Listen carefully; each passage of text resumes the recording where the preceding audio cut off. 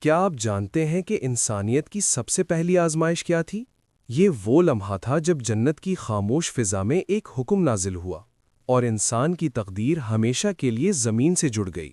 یہ کہانی ہے حضرت آدم علیہ السلام اور حضرت حوا علیہ السلام کی۔ جنت کی زندگی، ایک آزمائش، ایک لغزش، اور پھر رب کریم کی بے مثال رحمت کی۔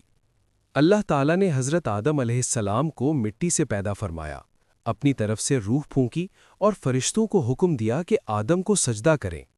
سب نے سجدہ کیا سوائے ابلیس کے، جس نے تکبر کیا اور نافرمانی کی۔ یہی وہ لمحہ تھا جہاں سے دشمنی کی بنیاد پڑی، انسان اور شیطان کے درمیان دائمی دشمنی۔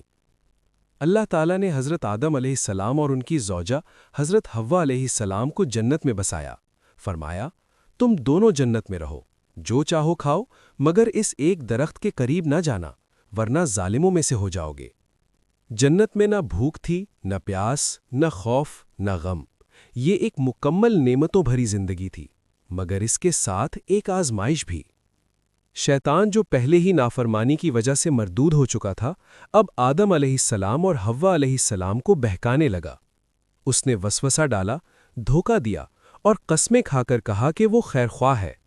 اس نے اس درخت کو ہمیشہ کی زندگی اور ہمیشہ کی بادشاہت کا راستہ بنا کر پیش کیا۔ بالآخر انسانی کمزوری غالب آئی، حضرت آدم علیہ السلام اور حضرت حوا علیہ السلام سے لغزش ہو گئی اور انہوں نے اس درخت سے کھا لیا۔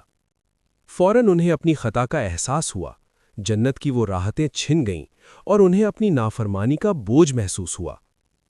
یہاں انسانیت کا سب سے عظیم سبق شروع ہوتا ہے۔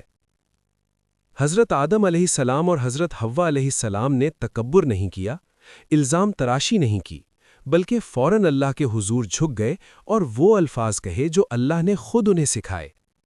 اے ہمارے رب، ہم نے اپنی جانوں پر ظلم کیا، اگر تو ہمیں معاف نہ کرے اور ہم پر رحم نہ فرمائے تو ہم یقیناً نقصان اٹھانے والوں میں سے ہو جائیں گے۔ یہ توبہ قبول کر لی گئی۔ اللہ تعالیٰ نے فرمایا کہ تم زمین پر اترو، جہاں ایک مقررہ وقت تک رہنا ہوگا۔